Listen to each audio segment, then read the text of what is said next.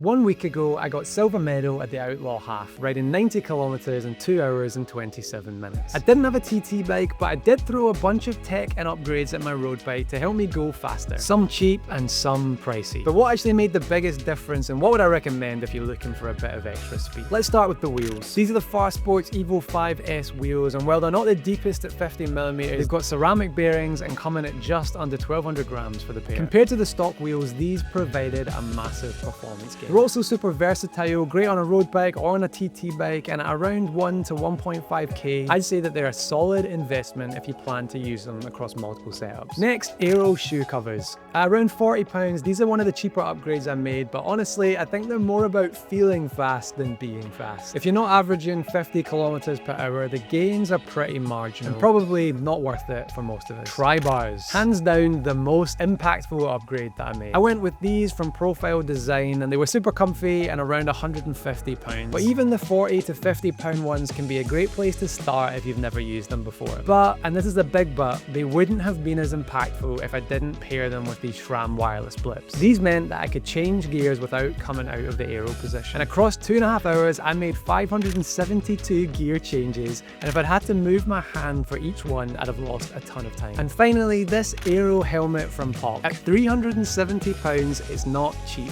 but it definitely was fast. And with the headwinds on the day, the 8 to 10 watts that I saved could have been the difference for tipping me under that 2.5 hour mark. But I don't think I can see myself wearing this outside of a TT. So unless you're racing regularly, I'd say save your money or maybe just train a little bit harder.